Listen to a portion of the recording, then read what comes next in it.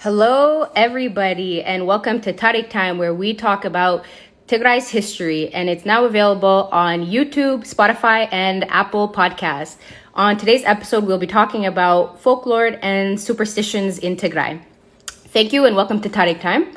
We are just waiting for our teacher, Danny, to join, and then we have a couple of special guests for you. So it should be a very fun and exciting episode. Danny, if you're in here, can you request to join?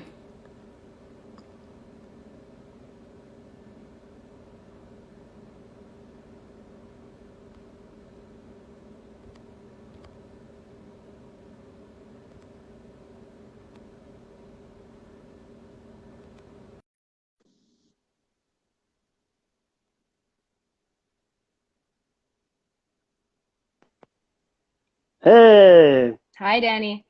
hello, hello. Great Kame, job with the kame. intro. Oh, yeah, I had it Sabuk. on standby, ready to read. The hando. Alana, kame laha. How are you? Sabuk. I'm good. I'm ready to go. Yeah, you know We this have, is my favorite topic, so I'm like I really know. excited. Same. I enjoyed this too. I think we're supposed to have some guests drop in at some point. Yes. Um, so everybody, as you know, we're talking about, let's see, folklore and superstition. So, Danny, So do you want me to? Our guests are in the audience. Do you want them to come up right away, or do you want to do? How do you want this to go? bring them up. Bring them up. Let's do it. Okay, let's go.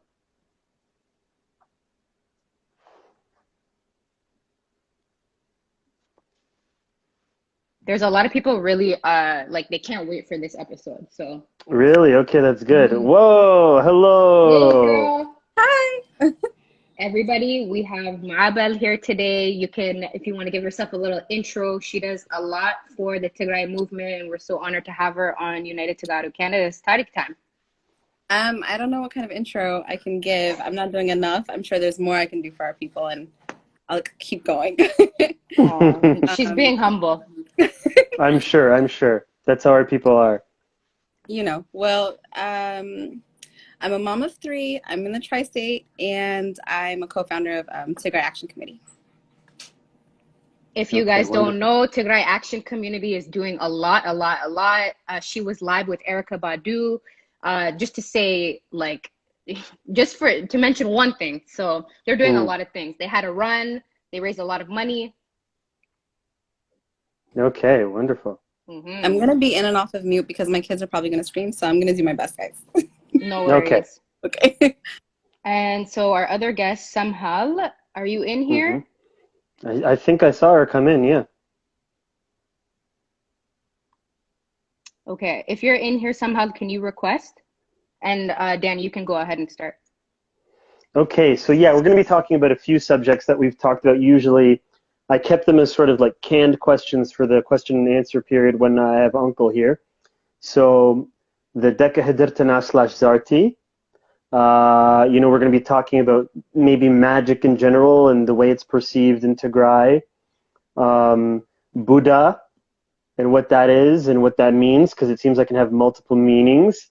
And then maybe a few other things like, hopefully we can get to the topic of serpents and our past, before we were Christians. And I can see Mabel's reacting. I'm so excited Um, about all of this. You have no idea. I'm so excited. I know, so am I. I'm very, very excited. So why don't we start off with the one that everyone seems to be familiar with on some level is Deka Hidertina. I don't know. Like this one is going to be a little bit different. This episode, usually I do a little bit of a presentation. Maybe Uncle joins me and someone else. This one I felt, let's be a little bit more off the cuff. Let's just have a conversation. Looks like Sempal's having some technical difficulties. We'll be bringing her up in a bit. So what do you guys know about the Deka Hidertina? Um, okay, what I've heard is that they are like they're kind of ghosts. They are really beautiful, and I learned this on Clubhouse actually that they I guess Eve tried to hide her kids from like God, Mm-hmm. and she hid the beautiful ones. So then, Mm-hmm. like as revenge, I don't want to call it revenge, but as punishment, he took them away from her. He made them invisible. Yeah. What about you, Mabel? Did you ever hear anything like this? No? I don't know. Interesting. Yeah. And what, Febu, did you hear about this before we started talking about it? So what I knew, I didn't know about Eve. I just knew that they were like kind of invisible. Same. I didn't know about the Eve thing, but my mom told me about the Deka Hidertina. And you know what's really, really funny? I'd only heard about this from my mom. Yesterday I was talking to my dad. We were talking about something completely random, and he brought it up on his own. And he also told me, I'll tell you guys these stories. He told me stories that were very similar to my mom's. So I'll tell you the stories my mom would tell me. Is like, she also didn't know about the Eve thing, but she said there's like these invisible people, and they can make themselves seen. So that's basically, you know, that was the basic thrust of it. Are they similar to jinn spirits? You know what? I've thought of that, and our very own Shawit, she showed me a description of, I forget what they're called, but it's something from Scandinavia, and the description is literally the exact same as Deka Hidertina. Exact same. They're a group of people, they're invisible, they live in like, almost like, the description is like they have their own place they live in that's like a material plane that's intersects with ours, if that makes sense. It's like a different dimension that's related to ours, but we can't see it. What else did I know? I remember hearing about this when I was a kid, that you're supposed to leave food out for them. People will leave out something, some food, some drink or water or something like that, and that's for them. Why? You know what? Here, I'll tell you what my dad also said. When he was talking about that, he said it's like, they're not just called Deka Hidertina. I asked him about Zarti, by the way. He said it's the Hantiyu. Most people say Deka Hidertina, but it's the same thing, Zarti, whatever. But he said, and also they say, they call them Ahawatina, or like, well, how do you say, what's the feminine version of Ahawatina? Our sisters. Hatane. It's like our ancestors. Hatana? These are our ancestors. Yes, that's exactly, Mabel. Like, it's like they're like our family, and like what he said is they're not evil, they're like nice, and as long as you don't poke them, that's his, that was his description. He said you don't disturb them, and hey, hello. Hey Hi, everybody, somehow. sorry my phone was acting dumb. No It's worries, all we know good. how technology is. Yes. We're so happy to have you with us. I'm so excited for this episode. It's a good Yeah. one. Do you know what we're talking about, somehow? We're talking about the Deka Hidertina. No, what is that? Okay, so we were just explaining, like, for those people who don't know, they're like invisible people that you can't see. They can make themselves seen. And it seems like a lot of people have kind of like heard about them. Some people haven't. And I was telling people the stories that my dad told me. Because this stuff generally doesn't seem to be written down. There's a little bit of stuff on it on the internet. But as I was saying, they're not evil, from what my dad told me. They seem to just be like, they call them, like you were saying, Ahawatana. They're like our family.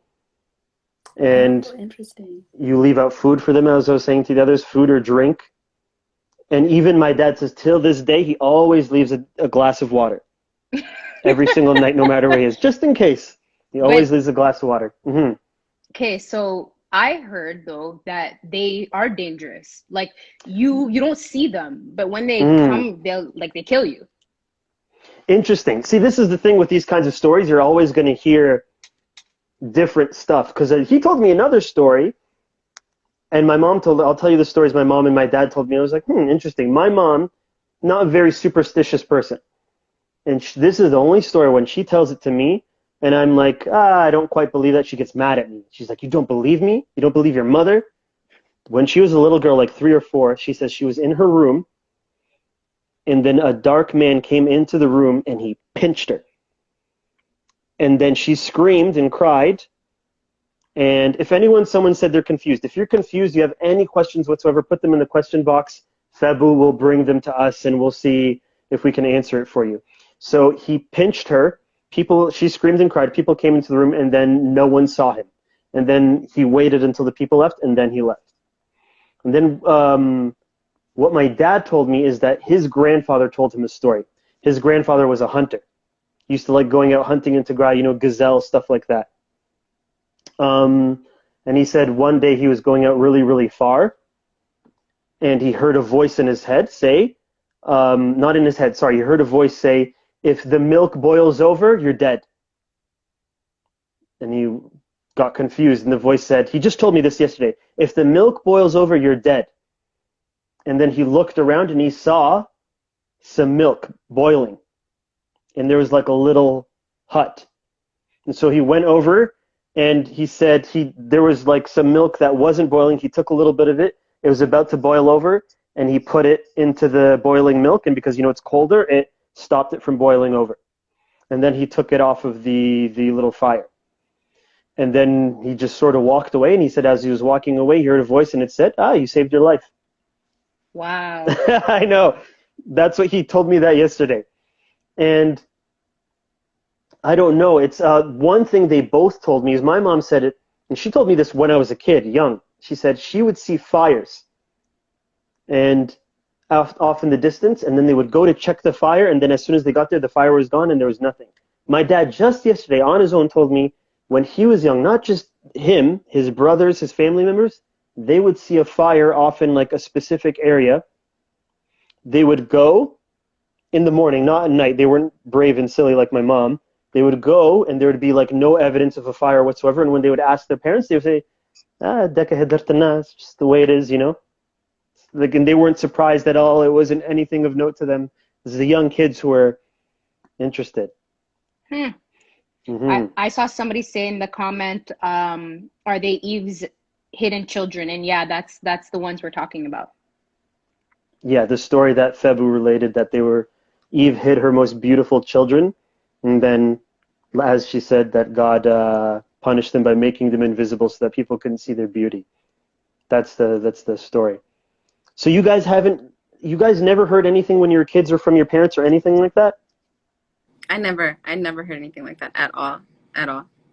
I've heard Okay.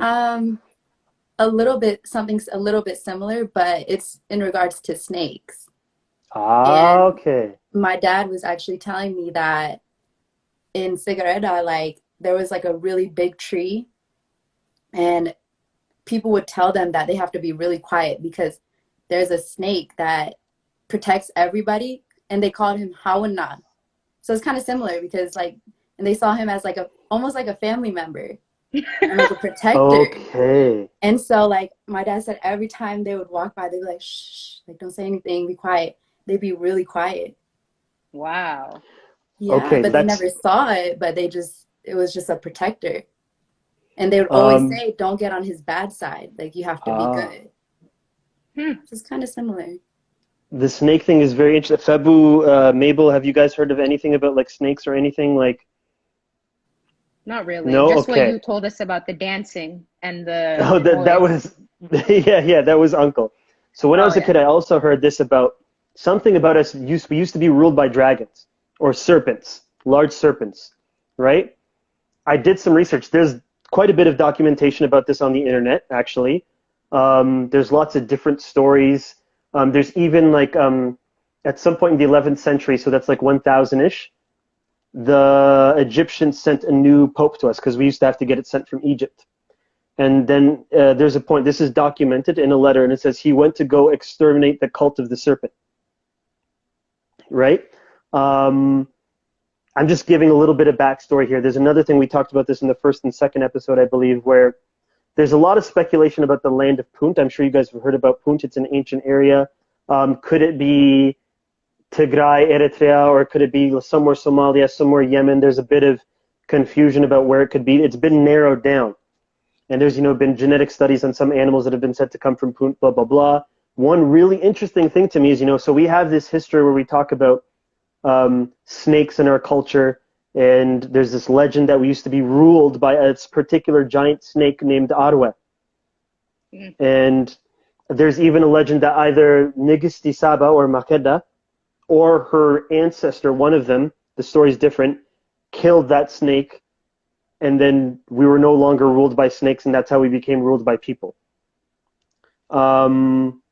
There's the oldest written Egyptian, story on papyrus is called the tale of the shipwrecked sailor. I remember when I found this. If you guys go back and you watch the first episode of Tariq Time and you watch when I mention this, Uncle's eyes go like this when I talk about it.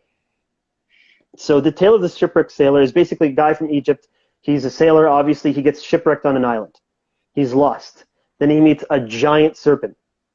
And, he starts talking to the serpent. He's afraid at first, blah, blah, blah. And eventually the serpent says to him, I'm not going to go through the whole story. It's not all relevant. The serpent says, I'll help you get off the island. And then the sailor says, oh, my God, I know the Pharaoh. I will go to the Pharaoh of Egypt, and I'll make sure he sends you treasures, food, whatever you want. And then the snake says, I don't need any of that. I am the Lord of Punt. I rule Punt. So when I first read that, I went, oh. And that's exactly what Uncle did. His eyes went, oh, it's, snake worship. Punt might be in Tigray or Eritrea. And then we find a story written by Egyptians themselves where a snake says it's the Lord of Punt. So pulling back a little bit into what Semhal said, my mom used to tell me stories about how monasteries in certain holy places were guarded by snakes. And we even have, you guys know Debre Damo in Tigray, and the story of how, I think it's Abuna Aragawi, it's on like a big projection. You know what I mean? It's like if you guys have ever seen, for those of you that don't know, actually, let's say if my neck and my collarbone is the land, then Debre Damo is like on a big cliff that just juts straight up. So you can't like walk up it. It's completely sheer. And they built the monastery above on the top, right? So it said that he got help from a snake that helped him climb up. So it slithered around him and then went up and then dropped him there. So we see that sort of relationship. And also just yesterday when I was talking to my dad, I asked him about it. He said the exact same thing. He says sometimes we call snake a hawatana, like our brothers. And he said there was... He didn't give us an exact reason, but he's like, sometimes we say that and sometimes they're known to be around holy places and you don't mess with them. Exactly what Semhal was saying. Mm-hmm. You don't want to get on their bad side. So it's interesting stuff. It seems like people don't really like talk about it too much. I have a feeling it's maybe because it's not officially sanctioned by the church, so they don't want to step on any toes. But I have a feeling it must get passed down somehow. You know what I mean? When did we like stop seeing snakes that way? Because it seems like in early Christianity, snakes weren't seen so badly, but then, towards Garden of Eden, everything shifted towards snakes, and now everybody is so scared of them and sees evil in them. That's a very, very good question. It seems like, one thing is when after, so we converted to Christianity when, I don't remember the exact date, but we can find it and we know because Izana, his coins used to be minted with, the moon and the crescent because we used to worship different pagan gods and such. And then there's one year where it switches and it has the cross on it, right? The coin.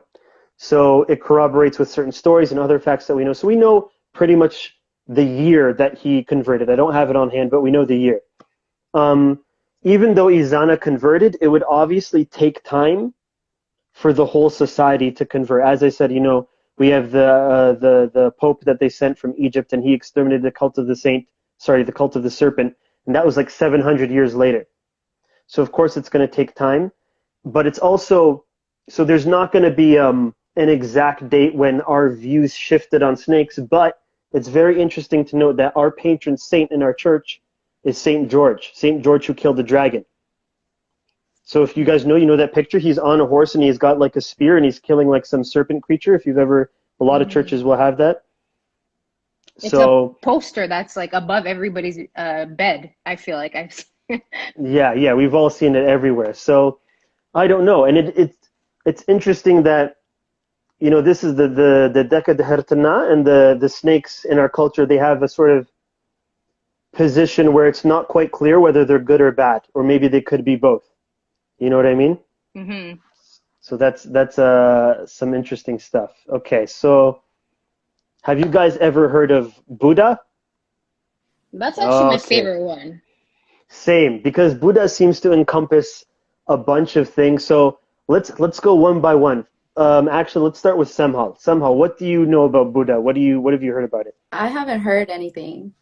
Oh, okay. So you've never heard about this at all? Did you guys talk about it on the podcast? A We little talked bit. a little bit. We did. I think that's Um, the only reference that I have to it. okay, interesting. What about you, Mabel? What have you heard about Buddha? Yeah, I haven't heard like details, but I've it's like something that's passed down in the family and it's specific to families. Not you, so it's not good. And Mm-hmm. it's shameful. So people who are said to be Buddha or have that in their family, it's kind of like they're not seen in a good light. But it's I've also heard that it's kind of they have like magical powers, like na Xavier Harkonnen. You know what I mean? Like it's against Mm, God kind of stuff. yeah. But I'm very very interested. Okay, so Febu, what about you? We've talked about this a bunch, so what do you Okay, so what I know is that so many weird things about them. Like it can possess you, it can go inside your body, it can come in like different ways. Like I've heard so many different stories. You fall and there's a cut on your leg and could come into you through that. Um, you a lot of people have been said to turn into hyenas. What was the other thing? They can like curse you basically, you know, if Mhm. you like in my mind they're really petty. So what from the stories that I've heard, if you do something that they don't like they're upset about it, they kind of curse you. Let's just start with that and then I'll add to my stories that I've heard about them. I've heard Okay, I've heard the same I'd thing. Yeah. I'd like to hear those stories from both of you. Yeah. So that's very interesting, because usually when you hear people talk about Buddha, usually they talk about what Febu was talking about. So like the magical sort of, they can curse you, they can, I've heard stuff like almost very similar to Buddha, where sorry, not voodoo, sorry, that my cousin told me in Tigray. He was saying, they can take like a piece of grass and make it look like a person, and they can like connect it to a person and snap it, and then your back will snap or something like that. And usually, I've never heard of Buddha being connected to anything good, compared to like Deka Hidertina or Zarti, where there's some sort of, or the snakes, where there's some sort of um, goodness attached to them. But what's really interesting that you said, Mabel, which doesn't come up too much, is the family. So this is something we talked about with Fevu, I think, Hmm. is that there's a group of people in Tigray, I think they're called Tabib. So they work with like their hands. So they work generally with like blacksmithing, pottery, other arts and crafts like that, and they're looked down upon very heavily. Even back in the day, if you were Tabib, you couldn't marry someone else who wasn't Tabib. And they were also said, many of them, to be Buddha. And that's also how they would create their things. Like my mom tells me this story about how she was a kid, she didn't have any toys, in a village in Tigray. So she wanted to make her own toys. She found some clay, she fashioned it into like some toys. She put it in her mom's oven, pulled it out after it was hot. She made her own toys, and then her mom caught it and she broke it. She said, "We don't do that here. We Hmm. don't make stuff out of clay. That's for those other people." That's how seriously they would take it. So it's interesting that you like heard that like it comes from a certain group of people and it comes from their line, because I didn't even learn that until I read about it on the internet. I learned it from the internet. The only thing I knew is that it's like black magic and stuff like that. But yeah, Febu or Mabel, you want Yeah. to? I just want to add to the Tabib thing because so what I was told is that Tabib are pretty much just people who are skilled at some type of trade, and they were trained themselves, and that's how they started learning how to do these things. Correct me if I'm wrong, Danny. So Yeah, yeah, then those people, like basically everyone just started thinking that they were Buddhas because they knew how to do things other people didn't know how to do. So they were considered as like I don't know, like witchcraft kind of thing because they had skills that nobody else had. And so basically that's all I wanted to add about the Tebi. yeah. But what about what do you said? You guys said you had some stories about the Buddha. Febu, maybe you want to go first. Like, what did Yeah, you okay. hear? Well, I've heard a couple of things. Okay, I heard the saying Buddha Atiwa a lot, which means like Buddha went into her. Okay. And Yeah, so what I heard these like examples I'll give you. For example, there was a girl, these are just stories I heard when I went back home. There was a girl, she did something like track and field. She was a runner. And she one day tripped and fell playing track, and somebody who was jealous of her was a Buddha. And when she fell and she had a cut on her knee, the Buddha took that as an opportunity to go into her body through that cut, and then basically crippled her. Like she couldn't walk anymore after that because they went into her. And this is what it's said to happen to her because of Buddha. Wow. Mm-hmm. Crazy. Yeah, Mabel's not, she's not happy. What did you think about that? / do you have any stories, Mabel? Well, that story kind of sounds like she fell, she got hurt, and something happened to her physically, and then that was that.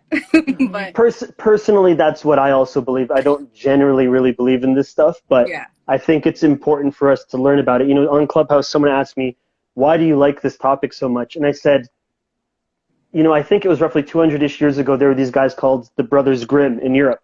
yeah, And they went around Germany, because they were from Germany, collecting fairy tale stories, right?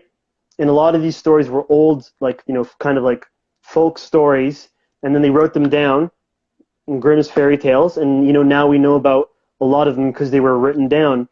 And, you know, I know it's not church adjacent, and also, you know, we live in 2021, so we have a lot more knowledge and access to it. But I still think there's something valuable about it. It's part of our culture. It's just interesting to know about. And, you know, the snake thing, you know, if we just sort of writ that off and didn't, you know, think about it at all, we wouldn't be able to make that connection to Punt that has like a real, you know, connection to our history. So that's what I'll say about that. But no, do you have?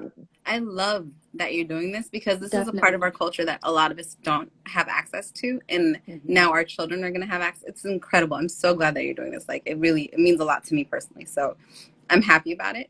I have a couple of things. So with the trades, I was watching something last night actually, and it was this woman talking about jewelry and how she lived in North Africa, right? And the people of North Africa have this belief that women aren't supposed to be the ones that work with metal because it's alchemy, right? It's an alchemy, and you can't be an alchemist if you're a woman.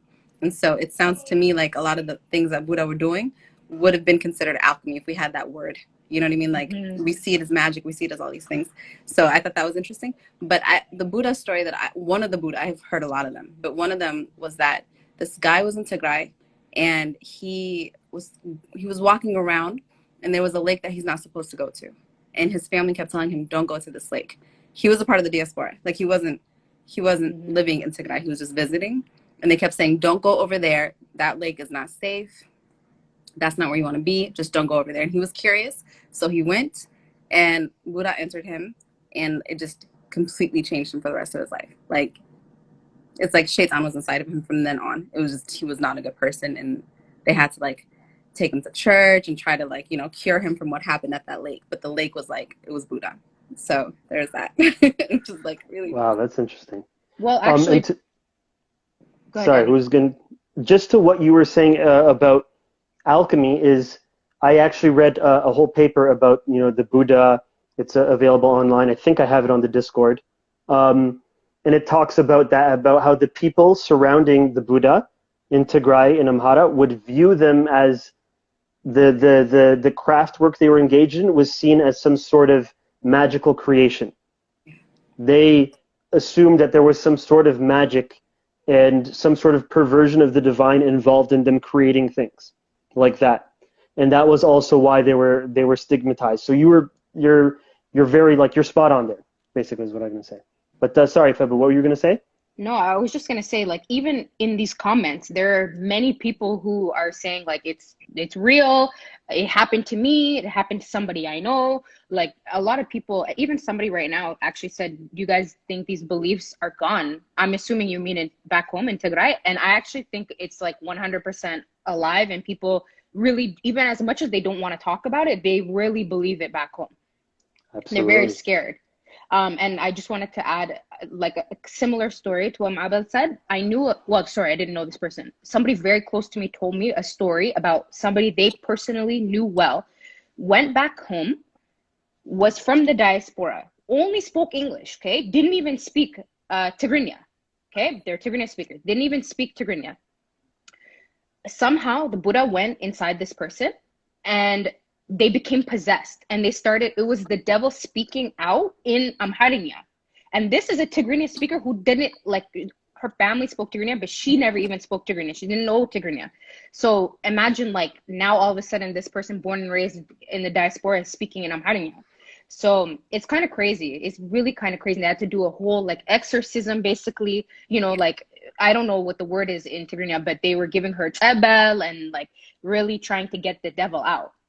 So it's wild. Like, I don't know. People ask, do you believe it? Do you not believe it? Some stories are very hard not to believe. Other stories, it's probably a combination of mental health, whatever, you know, but some of them, it's just unexplainable. I believe it. Danny, I think you're frozen. Oh. I believe it, though. I really believe the stories because they've been passed on for so long. Oh, he dropped. No, it's true. And even a lady, so I'm from Aksum. Actually, this is an interesting topic. I'm sure Danny would have wanted me to share this with you guys. I always heard, I don't co-sign this, but this is just what I heard. If they say Aksum has the most amount of Buddhas because it's the holiest city in Tigray, and these are air quotes in case you're listening on the podcast. It's the holiest city in Tigray. So they say there's a lot of Buddha there because the devil is working like overtime to try and possess everybody. So they always say like Aksum is full of Buddhas for that reason, which who knows? I don't doubt it. I don't doubt it. Oh, he's requesting to come back in. And actually, guys in the audience, like, I don't know if anybody has anybody wants to share their story later. If we have time at the end of it, maybe we can do that. I don't know. Danny, I gotta interrupt you guys. You said you were talking about the devil. I swear to God, the power went out in the house for like a brief second. Everything went black. I was like, what's going on? Oh my God. What did I miss? No, I just told them how. Yeah, 100%. Danny, I was just telling them that they say Aksum has the most amount of Buddhas because it's the holiest city and the devil is working overtime. Okay, interesting. My mom makes fun of her friend from Aksum by making like hyena noises to him, and he gets all mad. Exactly. Okay, I'm a little bit shook, to be honest. Like, I swear to God, everything went black for a second. I was wondering what's going on. Okay, so next up, does anyone have anything else to add before we move on? I have one thing to add, if it's okay. Okay. Yes. Okay. So when I first heard the first episode, right, and you guys were talking about the snakes and the isksta and all that, first off, my mind was blown. But I called my mom to ask her about it in a not so we're snake worshippers way. I was like, Mom, have you ever heard of any of this kind of stuff?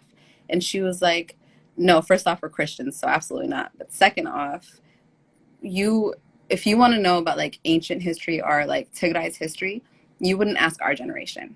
You would ask the generation older than us or the generation younger than us. And I was like, why? And she was like, when we were in school during Zarti, like during a war. So we were taught about socialism, we were taught about capitalism, we were taught about like different isms and governments. And so we didn't get that type of education. Our education was like, so minimal compared to what they got before and what they're getting after. And so maybe these things exist, but we don't have access to them. So the fact that you guys are bringing this access to us and to just our community overall is really, really incredible. And I'm really thankful for it. Oh, thank you. Thank you very much. Yeah. But the topic is even so taboo. Like, for example, I called my parents before this live to be like, okay, I've already asked my family all these kinds of questions in the past and they hate talking about it. But I try to say like, oh, Dad, I'm going live. Like, do you have any stories I could talk about? My mom told him, hang up on her. We don't give her any information. There's nothing. We don't believe in that. Buddha is fake. Why are you even talking about it? Like, it was this whole thing. So it just goes to show you how they hate talking about it. But I think it's so important to talk about because it gives us so much insight on a lot of societal things in Tigray that they might allude it to something else, but it's really like the culture and, superstitions. You know what? Yeah, Samuel, to what you're saying, I know someone in my family, I think I might have told this story before, who they would say like, Shaitan is in her or Buddha is in her. I was like, oh, okay. And there was people didn't like her because they said she would make up stuff about other people. She would say bad things, blah, blah, blah. And I was talking to my mom about her, and I was like, she seems fine to me. She likes me. She goes, oh, it's probably because you're younger, you know. And then, you know, also, you know what else she does? She talks to people who aren't there. And I was like, oh. Oh my God, his Wi-Fi again? I can't. Oh my gosh. Yeah. Wow. You know what I Okay, was well, gonna say? This wow. can ruin people's life. Like when I was I grew up in Denver, and so Yeah. when I was in Denver, there was like a moment in time where they were saying that one family specifically was Buddha, and it was like it was really mean. It was a way of like trying Oh, to ostracize wow. them, yeah, and like other them. So it's like these things kind of come with us. Oh, what happened? What happened? Same thing. Everything went black again. I don't know what's going on. Oh, Danny, this is crazy. I'm so spooked right now. My heart's okay. This has never happened before on Tarek Time. Can I finish my story? Like, what was? please, No, please. no, wait. No, you keep going. That was really interesting what you were saying. Hold on, Danny. You're gonna be shocked at this. Okay. Mm. I was just saying how that like when I was growing up, there was a family, right, that they were saying was Buddha, that they had Buddha in them, and it was like throughout the entire family, and it was a way that they were trying to like ostracize them and other them from the community, right? So like after a while, they stopped coming to church, they stopped coming around. So it was like one of those things that came with us from Tigray, and like it's a part of our culture, regardless if we talk about it or not, or tell our kids about it. It's there, and so I think it's really important to know so that we don't do that to each other. Mm-hmm. Yeah. Well, you know, even what, sorry, Dan, I'm going to let you go, but I just want to tell you guys like something that I would say this seems crazy and it sounds crazy. Like, I know people who said like their father, their own dad told them stories about how he saw, and this is going to sound unbelievable, but how he saw somebody turn into a zibi, like turn into a hyena. He saw it with his own eyes. For me, that's like, it's got to be a lie, you know, but people swear by it. Yeah, absolutely. Yeah, I'll finish my story. I'm freaked out, but I'll finish. So, and this story isn't even, it was more about what Semha was saying. So this lady, she would speak to people who aren't there. She would talk about things that didn't happen. And I was like, guys, that sounds like schizophrenia.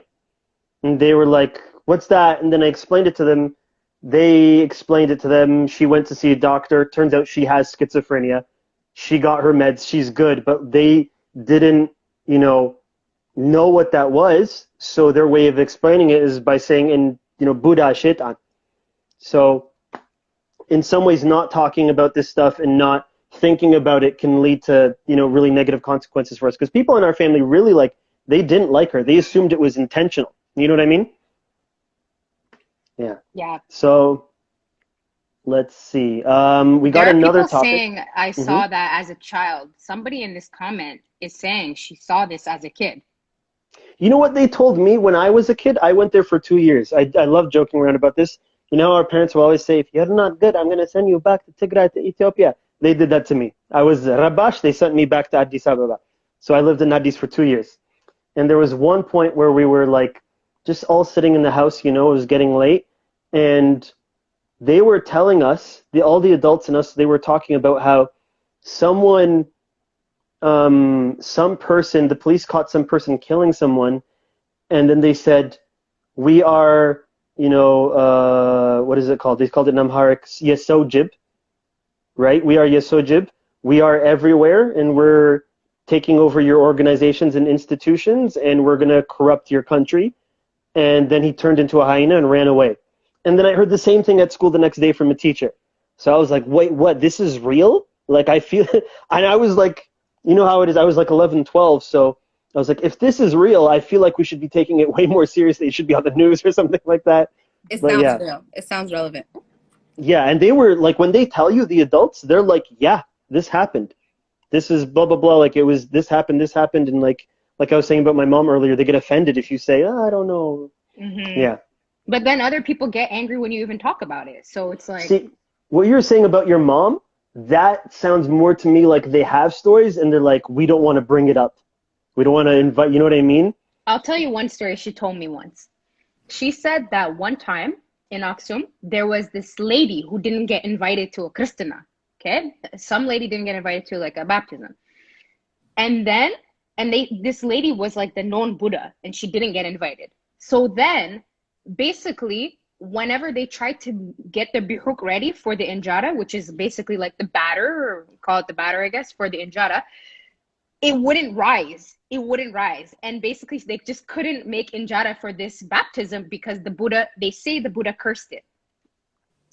Wow. Yeah. So that's why you say they're petty. Like, she didn't get That's what I invited. It's just mean. like, Yeah, usually they in get invited, and so nobody's eating. the European fairy tales, it's like, you know, there's some sort of curse, like she goes to sleep and she can't wake up until some prince kisses her. There, it's like, nah, you're just, this batch of injera is just, no, it's not happening. It won't rise. Yeah, just that one batch. Someone It said sounded it's like high secret. altitude. Guys, I'm gonna rejoin so I can see the comments because for some I reason can't it's see not them either. working. Yeah. Okay. Okay, I'll be right. So next topic, this is another interesting thing, is magic in our culture. And the adjacent, like, so, you know, I think we've all heard of Deftera, right? Oh yeah. Mm. Okay, so these people, I think technically, I really wish Uncle was here. If Uncle was here, he could set us straight, or at the very least give us the church perspective. But Deftera are like learned people, typically like they learn, you know, the church teachings and such. But I've also heard, and this is just me collecting this, I couldn't find too much of it online, I just from people in Tigray, is that like there are these people who are kind of like church adjacent, and they learn magic somehow through the church. And if they don't, yeah, thank you, please add. If they don't learn properly, they can go crazy because the knowledge is too much for them. But also they can be good or bad. Like some of them, when I was there, they would go to these people and like they were clearly like kind of connected to the church, but the stuff they were talking about and doing, I was like, this sounds more like magic than church stuff to me, if that makes sense. And then they do talk about how there's like, you know, Deftera who are bad, and they can also use their, you know, abilities or powers or whatever you want to call it to, you know, hurt people. So I don't know. Have you guys heard of anything like that at all? No? I'll let Samhal, you have you guys heard? go before I say my piece. Can You're you on repeat mute. it? Oh no, can I? Have you heard anything about magic, Deftera, people who learn magic either through the church or outside of the church and use it for good or for ill? No, but I do know my grandma, who's like super religious, found out that my cousin was reading Harry Potter, and like all she knew is that it had magic in it, and she got rid of them completely, all of them. She Yeah. banned it. So I think, I don't know. I haven't heard anything other than that though. Okay, Fabu. Okay, so what I knew about them, and Uncle actually co-signed this, so if he hears this and I lied on your name, I'm sorry. But he said that, well, no, he said, this is what it is. They're basically like people who are studying to be priests, and then what they learn, they end up taking it and using it towards black magic. So they're like priests gone rogue, essentially, is what a Deftera is. And I think Uncle co-signed that one, so I hope I'm not lying to you guys. But yeah, but a lot of what they do is they use like herbs and stuff like that to make poisons, essentially. That because, for example, this actually happened to my aunt. One time she went to church. She was living in Addis Ababa. She doesn't even speak Amharic now. Okay, she's just living with her kids in Addis. She went to church. Somebody there was like, "Oh, I'll walk you home," and in her broken Amharic, she understood that. So they're walking, and imagine like I don't know what they had some type of powdery, like some type of powder substance that was actually poison, and it pretty much knocked her out. Like when she got home, all of her worky, like all of her gold, everything, like even the stuff in her like bras, you know, they tuck everything in, gone. Everything was gone. And so she basically was not in the right state of mind. She was not unconscious, but they basically brought her home after they stole everything. And so they do this kind of stuff. Wow. Mm-hmm. That's so interesting. I know, like, this stuff, see, this is how I wonder how it gets passed down. They must talk about it at some point. Because I know my younger cousins know about this stuff, who are like similar age or younger than me. So I wonder, at what point are they talking about it? Where are they talking about it? because I remember one of my cousins was telling me about something similar about how they know, like, basically what you're saying, they know about plants and they know about how to mix things together, and they can heal you or harm you with whatever they want, you know? And there was some guy, my aunt, my great aunt, she's very, very religious, but she went to go visit um, a guy somewhere in, like, I don't know exactly where it was. It's close to Europe. And he was like in a monastery, and they claim, oh, okay, so they claim that he's 200 years old. And they also claim that he can fly. I know. And Wait, I think I've heard this before. you heard this before? Yeah. What did you hear? Wait, go ahead. She just went and visited him. They gave him some money, and well, they gave, I think, the monastery the money, and he also said he's very, very tall, and he's very, like, pale and stuff, and he just, he delivered basically, like, what do you call it? He told them their future. He was like a fortune teller. He told them their future, and then they asked also some stuff about Ethiopia and Tigray, and he told them about what's going to happen, blah, blah, blah. And I I've was heard like, this. My uncle and yeah, my aunt were trying to convince me, like, yeah, he's 200 years old. He's like, you can talk to him and he'll tell you what's gonna happen, like all this stuff. And I was mhm. like, you guys are crazy. So And he's like this a is in, psychic. yeah, basically, psychic fortune teller. And they're like, come, come. And I was like, no, I'm good. I don't, I wish I kind of went now just to talk and experience it, even if I don't believe in it. But yeah, it's very interesting, these things, because he was very obviously, like, positioned within the church. But from my understanding, just the things that were being talked about, I was like, I don't know how much this has to do with Christianity. You know what I mean? And I talk about this, about how our church compared to Europeans is like, there's far less pagan influence, really. Like, because, Easter, the way they celebrate Easter here is, the bunny with the chocolate. Hmm. That's the symbol of a Norse fertility goddess called Oster. So that's where that comes from. Because, Wow. bunnies, fertility bunnies, right? So I don't remember where the chocolate comes from. Same thing with Halloween. Halloween is a Celtic, Irish, old holiday that basically they said, okay, let's make it a Christian thing, then we can rope the people in. Same thing with, like, there's a few Christmas. other things in Europe like that. But, Christmas. like, Christmas, yeah. Christmas, I think in the Bible it says Jesus was born in the summer, I'm pretty sure. In the spring. In the spring, thank you. Yeah, yeah, yeah. And I think the date was decided based off of some previous stuff. So whereas you compare that with us, we're a lot more strict, at least by my sense of it. We still don't eat pork. I think we're the only Christians that don't eat pork. I don't think other Orthodox Christians follow that. So this kind of stuff is quite, you know, um, rare in our culture. Like, finding pagan stuff, it's almost like it was really extinguished. So it's interesting. Danny, a lot of people are asking about this monk. Is this the monk that was over 600 years old that died after building a church? Recently died? Oh, I have Maybe. stories about him. Okay, go ahead. I don't. I To the people asking, he could be. I don't know. I don't have too much info on that guy, and this is like a 2-3 year old memory. But please, Mabel. Well, but right before you go, somebody else added something really interesting, which is that he reached the highest level of sainthood, and then no one has seen his right hand because a lot of people attributed that to leaving the physical world. Okay. Wow. wild. I believe all this stuff.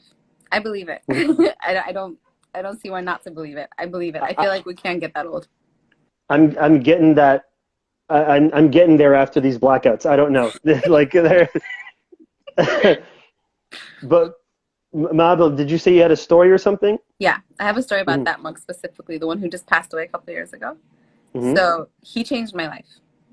He changed my life. So what happened was, my dad was not, we weren't communicating. We were kind of in a bad place.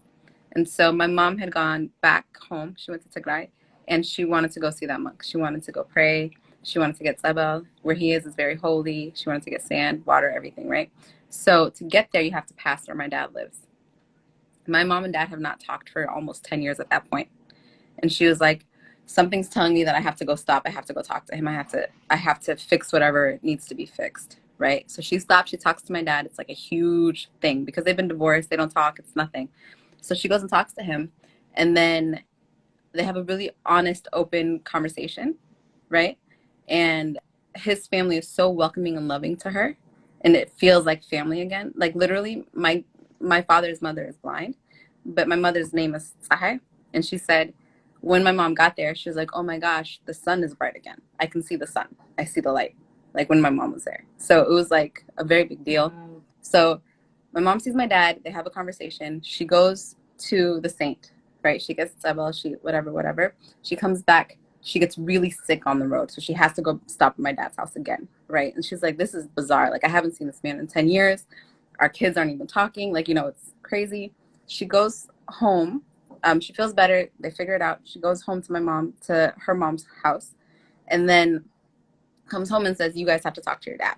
Like, I spoke to the saint. He said that this is coming. He literally said that this war is coming. He said that we would be in this place, that Tigray would be here today, that it was going to be really, really horrible for us, right? And that we would get past it. Tigray would eventually be free. Tigray will prevail. This is what he said, right? And so my mom came home and told me that we had to talk to our dad. We had to fix whatever was fixed. And then I was really hesitant about it, but I was like, I kept saying, if God wants me to talk to him, if God wants this to be fixed, God will find a way. God will show me. So I took that as a sign. I spoke to my dad again, and I'm so grateful for it, because if I had not, and then this had happened, I would, the guilt and pain I would be in right now. So yeah. I'm so grateful for that saint. Like, that saint got me to where I am today. I don't know if Tigray Action Committee would be, I don't know if anything would be, if my mom had not had a reason to go see the saint and then see my dad, and then here we are. So I believe in it, and I am grateful for it.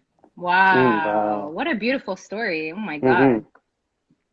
Wow. I think we only have a few minutes left. We're getting close to the end. There's a lot of questions. Okay, let's do it. Let's do some questions. Okay, this is like speed answering. So somebody asked, talk about why Tagarus have the 11, like the / on their eyebrows. Okay, I'll just say quickly what I know, and then you guys can chip in. From what I heard from my mom, it's not like an ethnic thing. It's like back in the day, if you got sick, they used to try and heal you by getting out the bad blood. So they would cut you, and that's where they preferred to cut you. Every now and then you'll see someone with cuts on other places on their head, and it was a way to get out bad blood. That's what I know. What about you guys? They also cut you here too, if you have like really bad migraines, to get out that bad blood as well. And also, that's why many people in our parents' generation, including my mother, why they have their uvula cut out. Because if they get sick or something, they cut the uvula. So if you ask an older person to go or something like that, they can't do it. Yeah. I think majority have it out. I'm pretty sure my parents told me majority of everybody their age, like that was a thing. Even younger people who were born in the last 30, 40 years as well. Really? Wow. Yeah, that's what, because when I posted about it one time, people were telling me that they didn't have it. Wow. Okay. Interesting. Okay, next. And sorry, somebody in the comments had said earlier that the slashes on the eyebrows or side of your face was to protect you from Budda. I remember that in the comments. Yeah. Okay, so somebody said that their parents used to make them put mint leaves behind their ears to protect them from turning into a zibi, which is a hyena. I've never heard that. Have you guys heard that? Or if someone in the comments has heard that, please pipe up. I've never heard that. But I know my friend told me that, and I've seen it too, like people have, you know how like older ladies have their ear pierced at the top? They'll like wrap tzabel, which is holy, some type of blessed, I don't know, usually it's like rocks or powder, and they'll have it wrapped around their ear to protect them from spirits. Okay. I have heard, this is a superstition, that if you crush a mushroom or something like that, then a hyena will come. I don't know if anyone's heard that. I haven't heard of that. I heard someone else talk about it too on Clubhouse, so I know it isn't just my crazy cousin. I think it's a thing. I know whistling. If you do, because when I used to whistle as a kid, my mom would be like, stop doing that. Something is going to come. Wow. Same. Okay. My mom she didn't tell you what was coming? I don't want to lie, but why do I feel like she said temen, which is a snake? But I don't remember exactly 100% what it was. Okay. Okay, there's a couple more questions. So, somebody wants to know if there are any old monuments or statues of snakes in Tigray. Not that I know of. Not that I know of. If I did, I would probably like freak out and post it everywhere, but not that I know of. Oh, some interesting. In the comments, they're saying, I heard not to stay up at night by yourself because the demons will come and attack you. And another person said that the whistling calls the devil. Okay, the whistling calls the devil. Okay. That's what I heard. That's what my mom says. People are co-signing your comment about the mushrooms, Danny. Okay. I just thought about, like in the rivers, my dad told me this story. You know how a lot of people would die because the rivers are so strong and they don't know how to swim, so they would just say Satan is in it. My dad told me that one time him and his friends were playing in it, and one of the guy's leg was stuck. And he started screaming, Satan, Satan got me, my leg, like, whatever. And everyone ran. And then my dad said, being a good Samaritan that he is, he was like, he went back and he kind of waited and he saw that, he genuinely thought that Satan was in there. But he was like, if he was in there, he would have pulled him in by now. But he didn't. And so he kind of like went and saw that his leg was just stuck between rocks. But I know they said like in the rivers and stuff, Satan is pulling you. It was really just gravity. I love that your dad is debunking all the Buddha rumors. Okay, I think there was one more. My dad told me Abba Tenya. Is that the name of the? Okay, I don't know. I think that's the monk, but she said her dad told her that Abba Tenya would come get me at night, and I was always scared because it was like a boogeyman. Oh, Abba Tenya. Is it T or T? It's spelled, Tay. Tanya? Okay. Tenya sounds better, yeah. Okay. Well, yeah, I don't know if that's a monk. That sounds more like a boogeyman. Yeah, okay, we need to research. Did we find a new thing? Is there a Tigrayan boogeyman? I don't know. Oh my God. Maybe. Who knows? Like, we have all these other stuff. Okay, interesting. Did you hear a story about Debesom? Never heard of Debesom. Has anyone else? Maybe if the person Nati Kasai, can you tell us what Debesom is? Are there any other questions? Yeah, the black bird being around your tree. That means somebody's about to die. Wow. I've never heard that one. Oh my God. The superstitions, my mom always told me if your eye twitches, it means if your hand is itchy, you're going to be rich. Okay. If your eye twitches, you're going to see somebody you haven't seen in a long time. Wow. I know too. If you sneeze twice, someone's talking bad about you. And if you drop food from your mouth when you're going to eat, it means your mom is hungry. Okay, if you arrive when somebody's making bun, if you come and it's the first one, it means that your mother-in-law is gonna love you. Okay. That is oddly specific. It really is. Yeah. Yeah. There was another one. When you're sitting down, you know how they do etan when they're doing bun, which is incense. For those of you that don't speak English, Tigrinya. So if the incense come towards you, it means you're lying. You're lying about something. Wow. Wait. Is it anytime? Anytime the etan comes towards you means you're lying? I don't know. I thought it meant. They told me it meant you're blessed. Oh, those are two very different meanings. Yeah. If you have hiccups, someone is talking about you. Okay. Interesting. I thought if you have hiccups, you're growing. Oh, okay. That's what right. you were told? Yeah. that one sounds like a Western superstition. Yeah. Okay, I just want to add before the live ends. Danny has a Discord that does a lot of teaching about Tigray's history. So if any of you guys are interested, just DM United Tagaro Canada's Instagram page and we can get you the link. Yeah. And I'll try and add more stuff. I have stuff I need to add. I keep forgetting. I've been working a lot, but yeah. I think it's about to end, isn't it, Febu? My mom said, don't spit in the toilet or you'll get a sore throat. That might be a new one. That might be a new one. It is going to end, but we can keep reading the comments until it shuts us off. Okay, let's keep going. Yeah.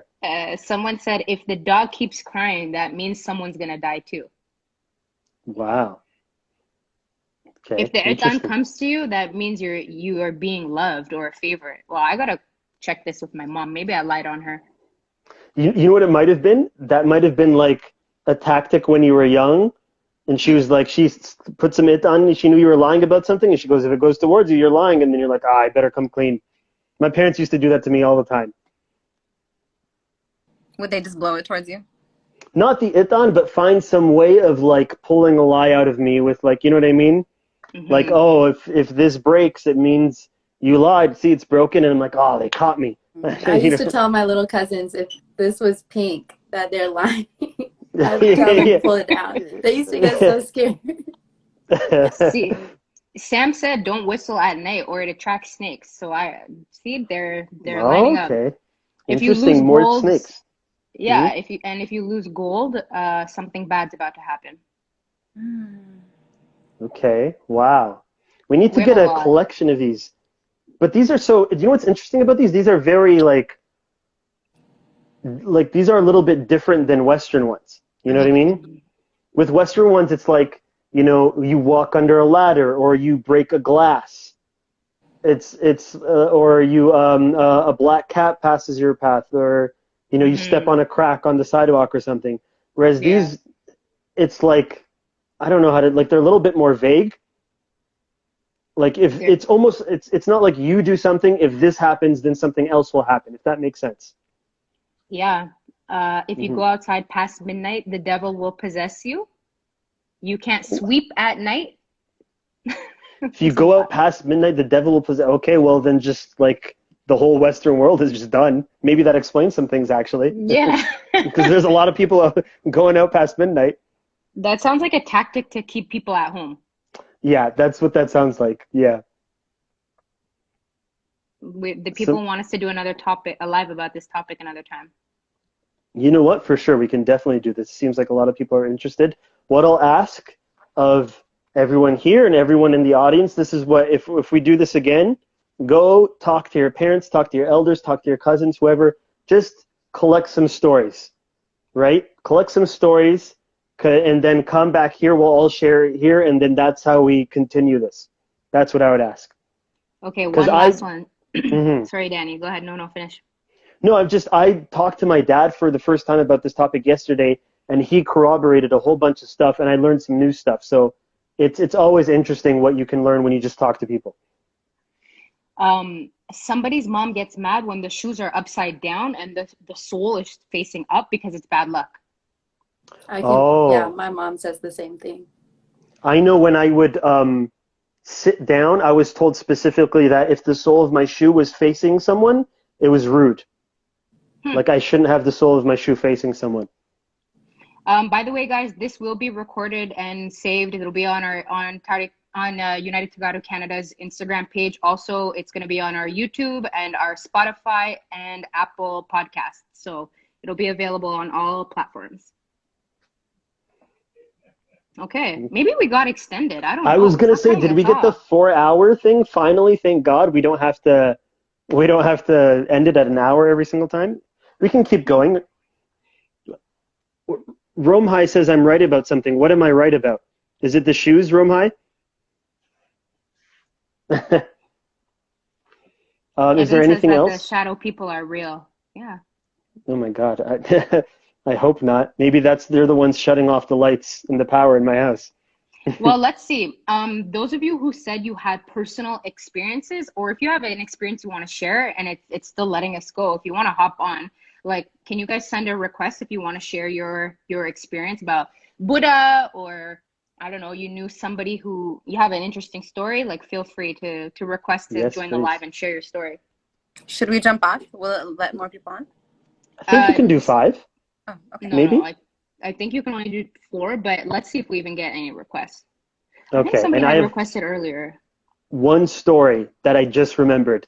This one's actually creepy. Okay, so I'll just preface this by saying I'm interested in this topic just from even like I was telling you guys before, just because I think it's important about our culture and we should be documenting this and all this stuff. I don't really believe in it. I'm okay with other people believing in it. Just personally, I don't believe in it. But I had one experience when I was younger. So this was in Canada, a city called Mississauga. Me, my mom, my stepdad, he's a Ferengi and Italian. Okay. My mom at the dinner table that night, I love horror movies. And she's like, why do you like horror movies? Blah, blah, blah. And I always make them rent a horror movie every weekend when we would rent a movie. I said, I just like horror movies. I like that kind of stuff. And she told me, then she started telling me about Zarti. I was maybe like 14, 15 at the time. So she's telling me about the Zarti or Deki Hidertina. She's telling me about all this stuff. And then eventually we go like, okay, let's go watch a horror movie. And, and they're both complaining that we want to watch a comedy. We work the whole week. We don't want to watch something scary. So we watched the movie. Halfway through the movie, okay, so if we're all sitting on the couch, then to our right, there's the hallway. In the hallway, there's these two pillars. My stepdad found these pillars somewhere. He installed them. He liked them. And so they're like flush with the ceiling, right? They're like columns, like Roman columns, but you can just put them in and they're flush, and because they're flush, they're stuck. So in the middle of the movie, one of the pillars somehow gets unstuck and starts bang, bang, bang, bang, bang, bang, like something pulled it and pushed it back in. And then as we all turned, we all saw like a small shadow go up the stairs. And my stepdad freaked out because, he's the man of the house. So he starts checking every room. He goes up the stairs. His brother, he used to live upstairs, so he was seeing, maybe it's his brother. His brother wasn't even home. So we're all freaking out. And that night, we all slept in the living room together. We were like, I don't know about, I don't know if that maybe has anything to do with anything. I just remembered this story because my mom was telling me about the Zarti beforehand. So I don't know. That's my story. Terrifying, man. That's terrifying. I know. That's scary. If anyone has any stories, please join us. It's actually not even showing me the request anymore. Maybe it doesn't do that if you have too many guests on. But it's okay. A few people are saying if you're born and raised in Addis, this is a common thing. Why is it common in Addis? Is it not? Maybe was anyone born and raised in Tigray? Maybe they speak about it there as well? Or is there something specific about Addis? I don't know. We'll see. Is Addis cursed? Well, I think, depending on what you mean by cursed. I know there was one place in Addis when I went and I was younger. My cousins, I forgot if it was a church or what type of building we were walking by, but they were telling me to look down. They were like, don't look these people in their eye because like something bad is going to happen to you. And I was just looking down like, I'm not looking at anybody, but I can't really remember. Have you guys heard of that? Isn't Yeah, that something definitely. similar? Exactly. That's Buddha. Like, I know Buddha, when I was evil in eye, yeah. Aksum, they would say the same thing. Like, don't look at, I swear, me and my sister would be like, she's a Buddha. She's a Buddha. Like, we would just start thinking we knew who was a Buddha based off the way that they look at you. Like, it's like a deep stare. But I mean, I feel like everybody looks at you like that when you're back home because you're the Ferengi there. You know what I mean? Yeah. Yeah. Have you guys ever heard, I don't know if this might just be an Ethiopian thing and not really a Tigrayan thing. Have you guys heard about Zar? Zar is like, or have you ever heard about anything? If anyone in the comments has heard about it, please post or write about it. They're like, it's like women getting possessed by spirits, and then they start to go crazy, and then they start asking for stuff, saying, I need like alcohol or I need food or stuff like that. You guys have never heard about anything like that? No. Does it happen Ethiopian. like in church or just anywhere? Not church. Usually like, at home or wherever. I've heard of that It's in like- like West African stuff.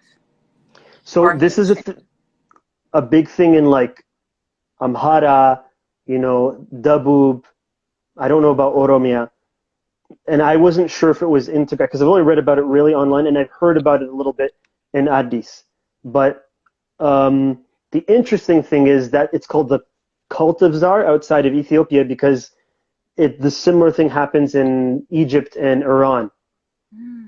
And the speculation is it came from slaves, from some ask for gold, from southern Ethiopia, as they were taken to other parts of the Middle East, that's how it spread. So I was wondering, and I don't know if there's something like that in Tigray. I've never heard, but I'd love to know more. Mm-hmm. Yeah, somebody said in Tigrinya it's called Kole. I don't know. Kolle. Okay, interesting. But there is That's something somebody else. who wants to come on and share their story. Okay. Are they able to make it on with us? Or does someone No, need to well, Can I jump yeah, off? somebody. Anybody. Thank you so much for joining, guys. Yes. Like, Oh, can I ask really fast? I'll jump off, but I just have a question. I wanted to know, is the Ark of the Covenant cursed? Does it bring curses with it? I have heard that supposedly, this is what I've heard, that is why Tigray is unconquerable, because we have the Ark of the Covenant, and anyone who comes to invade Tigray will be cursed and will suffer somewhere down the line. That's what I've heard. I've heard similar that if you were to have the Ark of the Covenant, you have that type of power, and that it's only specific to who can actually see it and hold it and such, which is why we only have that Abba in that church. Mm-hmm. But my question was, because we have it, are we also cursed? Is that why we continue to have these wars, and is that why it keeps coming back to us? You know, that's a good question. That's a good question. Maybe we should get Uncle for that one.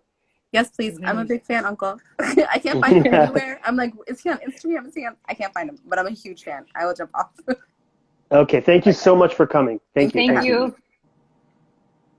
How do I get off? Rom has, That's how I get off. Rom has said, I heard you go blind if you see the ark. Yeah, I've heard, like, if you look at it, that something horrible will happen to you. That's what I've heard, yeah. Okay, I've requested our friend who's going to join us. Hi guys. Hi. Hello. Hi. I'm Nathanet. Hi, Nadia. I'm at Thank work. you. I'm actually hiding in another room, taking out. I couldn't avoid the conversation you guys are having. It's insane. Mm-hmm. Thank you for joining us. No, thank you for talking about it and making it sound so normal to talk about it. We have to, man. People need to hear about this kind of stuff. Whether we believe it or not, we need to know that it's a thing. Yeah. Okay, so tell us your story. My personal experience, I was starting with the last conversation that you guys were having about the Kolle. It's called, in Tigrinya, it's called Kolle. Apparently, growing up for me, I only knew it people would experience if they're chewing chat, or when they're doing a specific kind of itan, that person will go just have a reaction to it, which means apparently that they love what they're smelling, or they love what they around the environment they react to. Funny enough, last night here in Sydney we were celebrating Mariam Gumbot, and there's this old lady that was there part of the celebration, and the song apparently her Kolle liked the song, and she's a very old lady. She stood up and she was going full on, and everybody that was there, the young generation, they were like, what the hell is this? Like, what is going on? And I found it so hard to explain it to those kids, because you don't tell them it's a bad spirit. Do you tell them she's possessed? Because she's such a fragile old lady, and see her up and just doing all of that stuff, it makes you so scared and don't have words to explain it. Mm-hmm. And these things are true and they exist. It doesn't matter whether you're an Adi, whether you are anywhere else. If they are inside of you, I don't think even holy water would get them out. That you just learn to live with it. Wow. In saying that, talking about Buddha, I experienced it as a kid. I've gone a bit darker with the Australian sun, but growing up, I was very, very white. Considering to Habesha people, that means you're very it's easy to be eaten by Buddha. Like Buddha, the correct term in Tigrinya is Buddha Kbal'akiyu, like, or the evil eye, the spirit. So I had, my hair is very long, sorry for the messy hair. So growing up as a kid, it was very long, and it's not normal for you to go outside. If you're very light skinned and if you have very good hair, you're not supposed to go outside, especially in there's areas in Addis Ababa that you're not supposed to go because you will be attacked by that. So where I was at, those people that have the power of Buddha in them, that you're not supposed to be around them, they, in Tigrinya it's called Nasab Aini. Like, they don't use the term Buddha, or it's the evil eye. And literally my head was, everything was eaten from here to the back of my neck. My hair just fell off. And Wow. I was sick for months. My father didn't know how to cure me. He went to every village that he was told to go get different kind of herbs and like leaves to do and put on my hair so it can stop falling off. I couldn't sleep. It was that bad.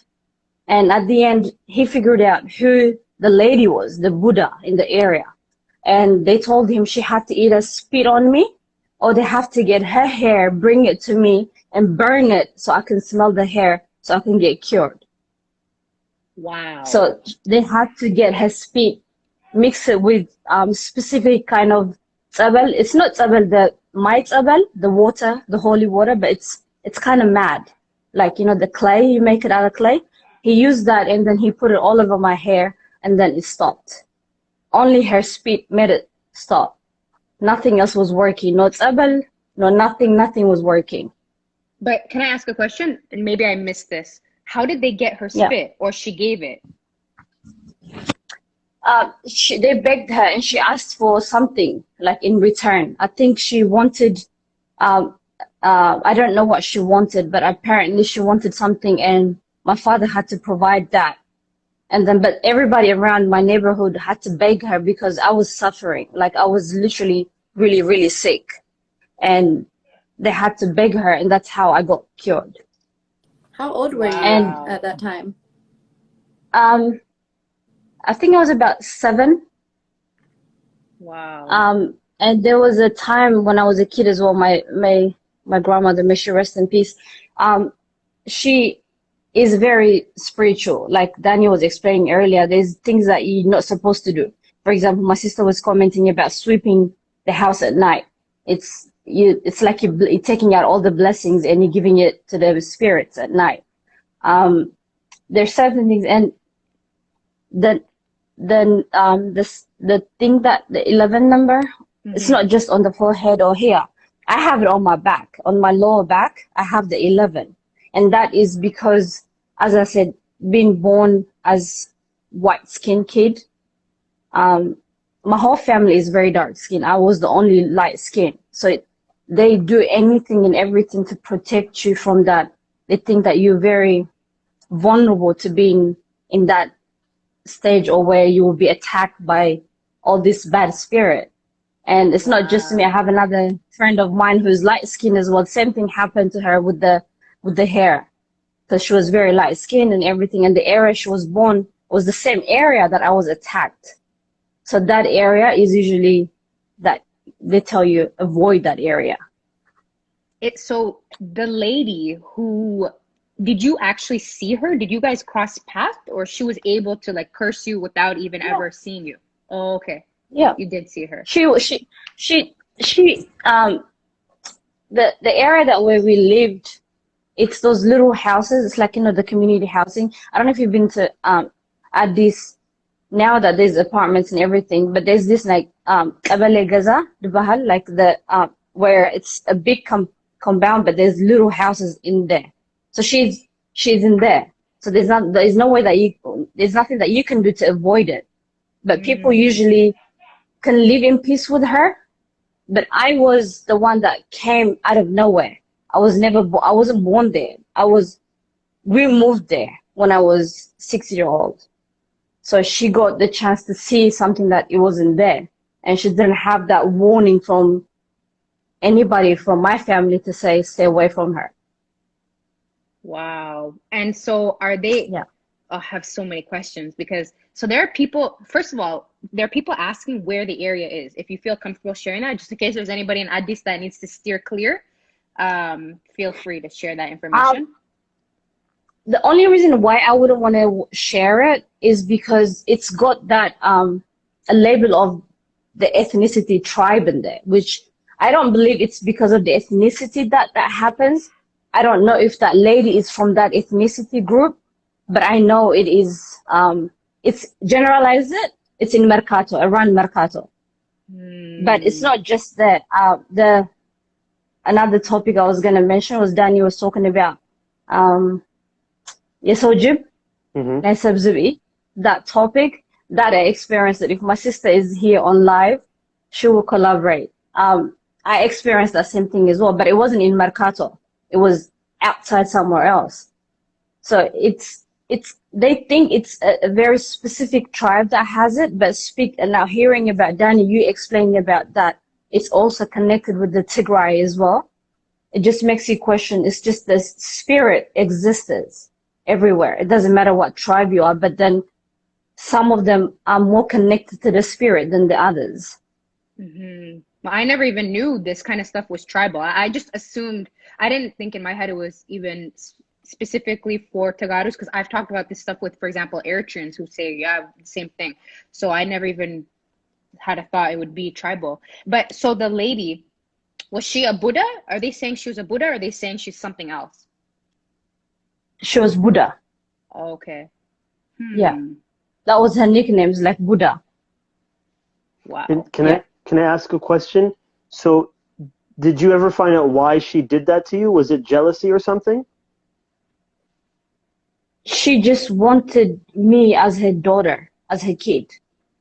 She envied me because she thought I was, it's all about the superstition about being it's even in West Africans, you hear it about if you're born with the light skin and different kind of hair, you're more considered as something else. But for her, she wanted a kid like me. She envied me. She couldn't have me.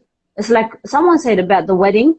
She wasn't invited. She can't eat there. If she's not invited, she wanted to destroy the wedding. So the same thing. She can't have me.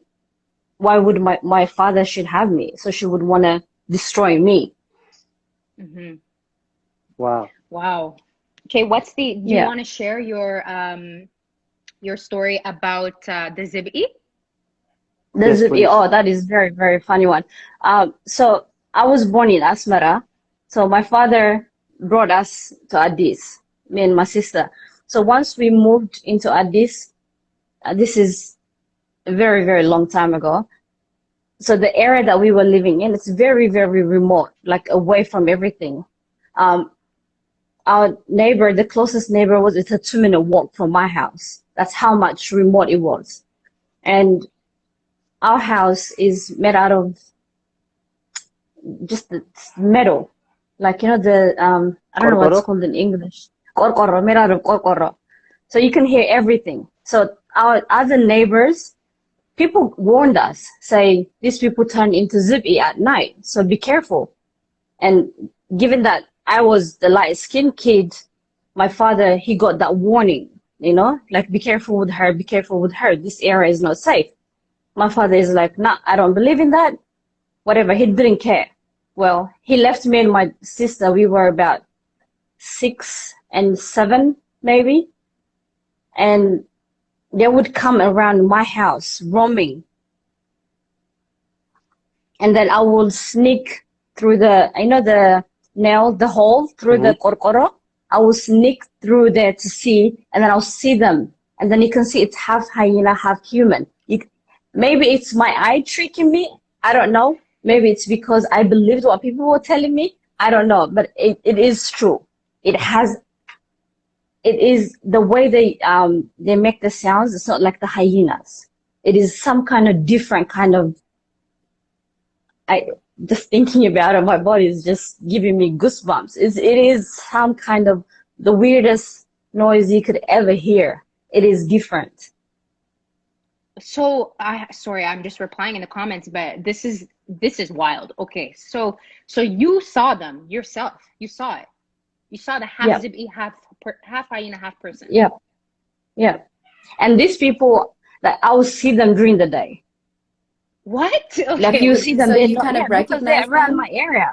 Yeah. Wow. But the thing is, the head part, for me, like, if it wasn't for the topic that you guys brought up today, I've always believed that, like, nah, they're just doing that to scare us because they knew it was just me and my sister in their house. I made myself believe, nah, it's not true. It's just people telling me, oh, it's just, you know, the people that turn into hyenas. But I'm like, no, they just probably put something on to make me and my sister be scared because it's just the two of us. There's no one there to protect us there. So we're vulnerable. It's easier to scare us or to prank us, if you call it. But now that Danny brought up the topic and we're talking about, like, my goodness, maybe it was true. Maybe it is actually what I saw was real. Can I ask how old you were when you saw them? This is right after we moved from Asmara, so I was about probably 5 or 6. Wow. And Yep. by the way, if anything is uncomfortable or you don't want to answer it, it's no problem at all. Please just tell us it's too much. But we're so fascinated. I'm sure everybody's dying to know more details too. Like the Buddha, I guess it was a Buddha. Which half of it was human, which half of it was Zibi? I always wondered this. I don't know. Like, is it like the head is the human and the legs are the Zibi? I just need to know more about this.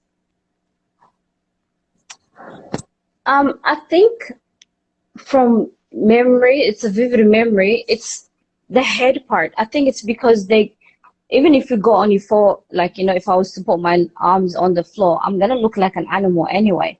So if they get letting go of their hair and going crazy, of course it's gonna look like the head is gonna be the one that turns into hyena, like the top part.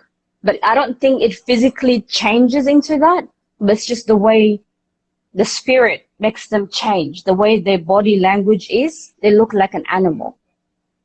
That is my perception. I don't think it physically changes.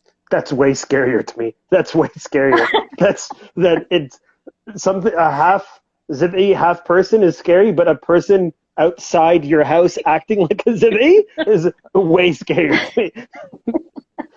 Wow. Also, Wow.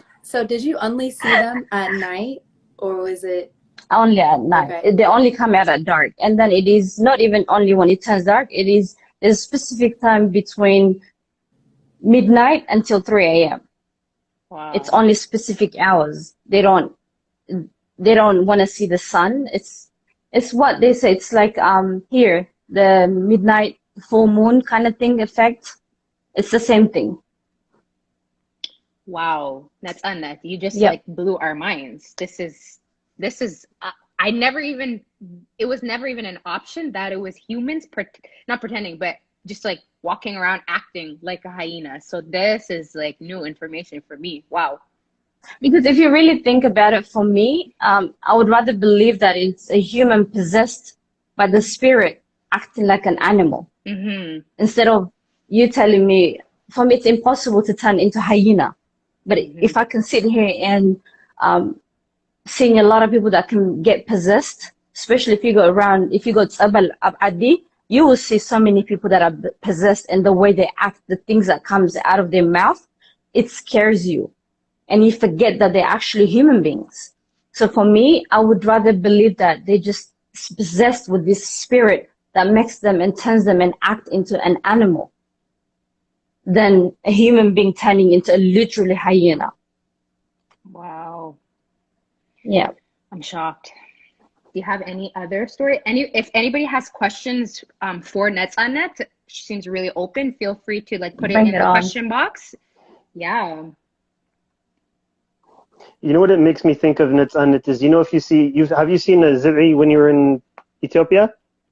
Yep. You know how, unlike other animals with 4 legs, not like cats, dogs, they always look like they're about to stand up because their back legs are a little bit shorter. You know what I'm saying? Yep. Yeah. I don't know why I thought of that. It's just, they always look like they're about to, and they're smart too. Just Zibi on its own. We used to live in Torohaloch. This was a long time ago. Yeah. That's where the experience I had with the Zibi. Oh my God. Okay. Yeah. The one I had was, oh my God, I just remembered something. I'm going to tell you guys this story. I wish my cousin was here. I just spoke to him today because he can corroborate the story. This was broad daylight, Addis Ababa, Toro Hailach. We used to love back in the day, one laslasa was 1 birr and 50 cents. So we would save up, and then we would go, not only save up money, we would save up the cans. You used to be able to go back and give the cans and get some money. So we'd go and get the cans, go back, get a bunch of laslasa, usually for a holiday or something like that, and then bring it back to the house. So one day, we were doing that, bringing back a bunch of laslasa. Oh no, birr, sorry. We returned the cans and we got the birr. Mm-hmm. So we're coming back.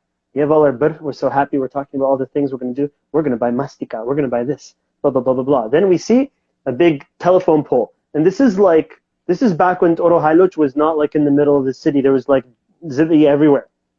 Mm. And there was a big telephone pole made out of wood. And then being stupid boys, we're like, let's see who can hit the telephone pole with a rock. So we're throwing rocks. My cousin's beating me. I'm getting sad. And then I picked up a bunch of little rocks because we were counting points, and I threw it. And I said, see, I hit it with a bunch of little rocks, so I have more points now. And then he goes, what do you look? And he picks up a nice-sized rock and goes, I bet you can't hit it with something like this. And he throws it and he hit it. And it made me so mad because he was older than me and he was, stronger and whatever. So then I picked up a really big rock, big at the time for my hand. And I was like, watch this. And I threw it, whipped it, missed the pole. It hit something in the tall grass, and we heard a loud roar. To this day, I still remember. Not a zibi, something. And we bolted. I've never run like that in my life. We were so terrified. And I remember my cousin, he's old, he's like 2 years older than me, but when you're 11, 12, 13, it's a big difference. He's running, but he's also kind of looking back at me, and I'm like, please God, don't leave me behind. And then we got to this intersection where there's some soldiers, because this was an area where there was a military base essentially, some soldiers, whatever, and a lady, and they're like, what's going on? And they're like, we heard a noise, blah, blah, blah. There was a thing there, we threw it, hit it, and they're like, she. Then they went, and the next day they came back to our house, and they were like, just don't go there anymore. And we're like, what? I still, to this day, I remember I talked about it every time. The last time I went back 10 years ago and the last time I went 4 years ago, I asked him about it, and he was like, do you remember? And he goes, yes. And he just says yes. And I will go, oh, and he goes, let's not talk about it. He might be in the comments. Wow. What's that? He might be in the comments. It seems like somebody knows this story. Maybe. Oh, that's my buddy. That's my Tada friend. I've told him this story. I still, to this day, the noise we used to what could it be? That's not zibi. We know what a zibi sounds like. If you live in Ethiopia, you know what it sounds like. It's not that. We're it's not like a lion or something. There's none in Addis Ababa or a leopard or whatever. Eventually they told us, because we kept bothering and asking. They're like, yeah, they said it's a neber. And they said, just stop asking. But they didn't seem convinced either, and they were very adamant, don't go back. Like a tiger? No, like leopard. Oh. But there's no leopards in Addis Ababa. At the time, I was like, I guess adults said it, so it's true, when you're a kid. Wow. I just freaked myself out. I remember that. I remember that noise. It's stuck in my head. Yeah. It is a specific noise. It was it's a different kind of. What I heard was a loud, I want to say it was somewhere between a roar and a scream. I hit something in the head. That was my immediate thought. I hit something in the head. Yeah. Just a question. Do you think it was someone that was just watching you guys play? Not a person. First off, it was not a person, but it was somebody was just hiding there. Just for example, the zibi part, someone was just watching you guys there and just getting fascinated about it. Maybe they're just hiding from you. You didn't even know that. The only I just know it was not. No person can make that noise. That's how we assumed. It's got to be some kind of animal. Definitely not a human being. No human being can make that noise with their mouth. It was so loud and so scary. I know for sure I hit something in the head with a rock, because as soon as it went into the tall grass, I remember. I have vivid memory. I remember the wooden pole. I remember me and my cousin, the gravel road, the tall grass. I was maybe 4 foot something at the time. and the grass was almost as tall as us, and I threw it, went over it, and when it went in, it was like a big rock, maybe the size of my fist, and it like hit something, and that thing made a noise, and then we Okay, bolted. can I ask you a question? Is this where just speaking of the grass, it grows so long and they used to cut it and sell it for celebrations when it comes out? Are you talking about that area? No. This is like a No. little lot.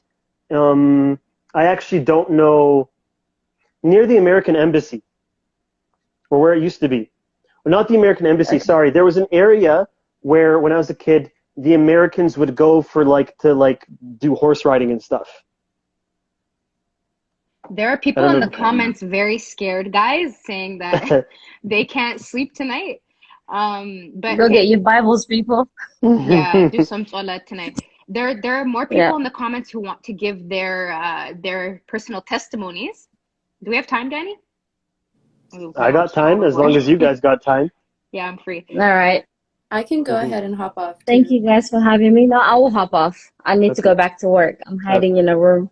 Thank you Okay. so But much, thank you for Nets on having Nets. me. Great story. Thank Thank you. you. Thank you so much. You guys should keep it up. You guys should do it more. I love it. Okay. Thank you. Awesome. Thank you. All right. Thank you. This is really interesting, Okay. guys. Guys, you brought back that memory. Oh my God. I'm Mhm. gonna watch from the comments and go Is she? downstairs. This is Okay. great topic. I think there should be a part 2. I'm about to go ask my dad now about Thank you, everything. Okay. Samdad. Hi, Thank you so Hi, much, Budda. guys. Sambal. Hi, everybody. How are you guys? Hello. Thank you for joining us. Yeah, no problem. Okay. So I think it's really cool that you guys are talking about this because, especially for us that were born or grew up in the West, it's kind of hard for us to conceptualize. And so when I was a kid, I heard about it a lot, and I asked my mom multiple times. And my mom is very much, Hagara said, like her Bahadi is, she doesn't really exaggerate things. She doesn't like to talk about negative things. She definitely did not want to scare me about going back home. And after we went back in 2014, we had a great time. I think she felt comfortable telling me this story. And this was after I was already, late in my 20s, so she felt comfortable telling me this. So with my mom, she also heard these stories, but when she was young, she went to Addis Ababa. She said, she lived a very sheltered life, very spoiled life with her rich aunt, and never really saw any of these things happen. And then in high school, she went back to Bizet, where we're from, which is very Hagarasab. And she said that she had a neighbor who, to piggyback off of what was just said, her neighbor, she said, was very beautiful, very light-skinned, very noticeable. And she said Budda Hizuwa was like what was being said, in the neighborhood. And she said that a priest came. And literally what she described to me, she doesn't understand that this is what we see in American movies, so such as like an exorcist. But she said that the priest was literally praying over her and hitting her head and her back with a rock and all of that. And she said she saw this as a teenager. She saw the woman get on her knees and start howling, and a voice that came out of her that was not her voice, saying, I was in yet, and saying, I'm not going to get out. And then wanted perfume, which is so weird. I don't know what's up with this whole perfume thing, wanted to drink perfume. They gave her perfume, and the priest, my mom said that the priest hit her head. And if you know my mom's personality, she would never tell me a story like this, and this was her eye testimony. The priest was hitting her to the point where blood was coming. And afterwards, she said that the voice was saying things like, I'm not going to get out, I'm not going to leave. And then eventually the voice left and her voice came back. Yeah, Marlo, my mom, that's your aunt, her. She would never say anything like this. And she said that I'm like, my heart is beating just even thinking about it. But she said that the voice left and then the woman's, very high-pitched voice came back, and she didn't know what happened. She didn't know why she was covered in blood. She was asking what happened, and she said that the woman was healed after that. So that was like the closest testimony that I had heard. I also had a family friend, Mabel, I know you're in the comments, Aurora, and she was half Tzara, and she went back and she was in a church, and she said that this old woman was just staring at her, and like you guys said, being like Farangi or coming from Kawotai, they're like, they always look at us. But she said that she immediately had to run out of the church and was just vomiting. And she attributed it to Buddha as well. So, I mean, that's just my only 2 cents. But honestly, that is terrifying to me to hear someone I trust, like my mom, who's very, very downplays everything, to wait till I was 29 to say, yes, this is real. And I actually saw, she didn't know I was interpreting it as an exorcist, but I mean, it was an exorcist the way she explained it. And this was in Hadrasab, part of Tigray. So I don't think that it's selective to any particular area per se. I heard you guys saying Addis Ababa, but this, she never saw anything like this in Addis. It was when she went back to Tigray that she saw that. So yeah, It's very real. I don't know. I don't know if we are vulnerable to that in the West, or if it exists in other parts. You know, I know in West Africa they have a lot of other, or even in the islands, they have their own kind of version to this. But it is real. I believe it's real. After hearing this testimony from my mom, it was terrifying. I mean, blood coming out, a different voice coming out, saying they're not going to leave her body. And then, I don't know, have you guys heard this whole like drinking perfume that they do? And also that they go with the hyenas at night. I also have heard that too, that not necessarily that they're literally half hyena, half human, but when they're possessed with this, that they actually can kick it, per se, with the hyenas. So it makes sense, because that's what Natsanat said. Like, they don't turn into a hyena. It was like they just kind of started acting like one. Right. And you know, I don't know. I think it's very real. I don't understand it, but I know you guys don't know my mom, but anybody that knows my mom knows that testimony. She actually told me that, like, that is so real. And she waited. I asked her many times as a child, and she did not want to terrify me about going back home. She waited until I fell in love with back home, that she was like, okay, I'm going to keep it real with you. Like, it's a real thing. I think I missed the beginning, but was it the same situation as Netzanek with the hair, or just like in general that it was a beautiful, like, light skin, that kind of vibe? My mom didn't mention anything about her hair, but she just said she was beautiful and she was very noticeable. You know, there are beautiful people all over, but the fact that she was so light that she stood out, and that she said she was the sweetest lady, and it was very clear to everyone in the area that something was wrong with her when she was sick. Wow. But to me, what really stood out was the whole priest hitting her head and her back with a rock, and that she bled, and that the voice, like a deep, different voice came out saying, I'm not going to get out, and that they demanded certain things. I don't remember the other things that they demanded, but the perfume stuck out to me, you know. Uncle told me a story like that once. I hope he hops on, because same thing, he witnessed it himself. So I would love for him to share that story. But yeah, it's like an exorcism, and it's basically, it seems like the devil is talking out of this person, right? Right. Saying they're not going to leave their body and demanding certain things. You know, what were you saying about the perfume? Was she asking for perfume? Yes. Or to drink it? And she drank it. Wow.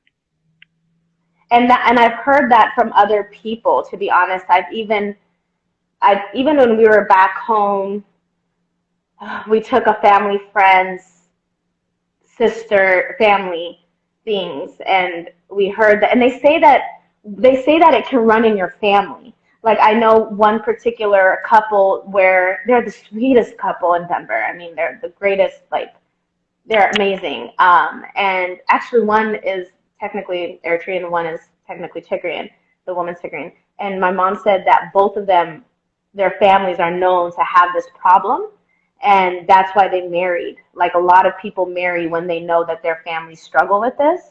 And my mom said when I was born, the mom wanted to she held me, and everybody was like, like going off on my mom, basically saying, why are you letting them hold her? And my mom said, well, just because it's in their family, like, doesn't mean that I'm gonna treat them any differently. And then to piggyback off of the story I was mentioning earlier, when we were back home, we went to a family, friends, like someone in our community from Denver. We went to their sister's house, and I've been told that they have it in their family, and we took a lot of perfume. So I don't know what that was about either. It was just in my head. Well, I wonder why we're taking them perfume, knowing that they were known to have that in their family. Wow. Wow. But yeah, apparently they intermarry when they know that that's an issue, even if it's in their lineage, you know? Danny, it reminds me of how, like, you know, like the classism in Tigray, and like Barias have to marry other Barias, and like there's like you have to marry within your class. Yes. Yeah. That's why I think I was reading once saying that, like, it was almost like a caste system. There's like an argument that we had a caste system because you could not marry outside of your caste. Like nobility, commoners, tabib, baria, you don't marry outside of that. Right.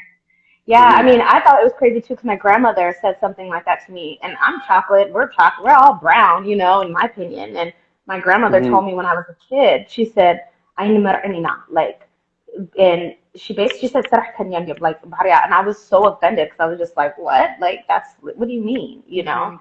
I mean, now when I was a child, I couldn't have been older than 8. But she was like, like, you know. What does that mean for the Tigrinya challenge? Sorry, can I get a translation? Like what she was saying there? Oh, like we don't marry, you know. Those people? Yes, my grandmother was telling me baria like we don't marry barias, and that she was saying that like there are help, which I thought was crazy because we're from a very poor Hagrasad village. So I'm like, how can we say that when we're very poor? We're not. Exactly. You know. But then there were, well, people don't like to talk about this, and we brought this up on Tariq Time before, but there were slaves in Ethiopia, there were slaves in Tigray, and they had to marry within themselves. They couldn't marry, quote unquote, up, like other classes. They had to marry, slaves married slaves. The people who are tabib, who basically mean they were trades people, they had to marry other tradespeople, and then so on and so on. Right. It's really interesting. Yeah, it's good that we're talking about these things, though, because then, you know, we understand that we're not alone. We start to dissect it. We start to understand it. We start to break down, like, different, even things in our mind. Like, you know, I remember I was holding a baby, a community member of ours that has a baby with a West African. And somebody that I'm very close to that I consider like a mother was like calling him, like joking about it, but calling him Barya and saying things like, Gwale, like she's not like you, and just like really mean, really just like really the mean is not the word, but just that Western ideology. And I'm like, we're African, like how can we say that to each other, you know? But it just shows like even back home the way that they are, we still have a lot of complexes, even though we've never been colonized. We have a lot of complexes to debunk, you know. 100%. That could be a whole conversation in itself. Yeah, right. Maybe another episode of Tariq Time. Yeah. You guys are doing a great job with this, by the way. I know I'm just hopping on momentarily, but I'm so amazed. I mean, everything that's going on in our community is just, I'm at a loss for words at how amazed I am. But this in particular, learning our history, Tariqna, is the only way out, is knowing how we got here, you know. Yeah. So thank you so much for dedicating your time and energy and resources to educate us. I learn things through you guys all the time, and I'm one who thinks I know a lot, but you guys teach me stuff all the time. So thank you. No, thank you so much. Thanks for sharing your story. Yeah, definitely. Keep doing what you're doing. I'm so proud of all you guys. I love all of you. I've never met you, but I can't wait to hug all of you guys. You know, tonight and like, you know, I can't wait till we celebrate our freedom, because it is coming. We're not going through Absolutely. this. 100%. But thank you. I love you guys. God bless Thank you. you. Bye. Thank you very much. Bye, you too. Okay, Danny. So should we wrap it up then? I think so. I think that's a good way to wrap it up on that message. Tigray ta'awat. Tigray ta'awat. Okay, guys, thank you so much for tuning in. We'll see you guys again in 2 weeks. Okay, have a good night, everyone. Bye-bye, everybody.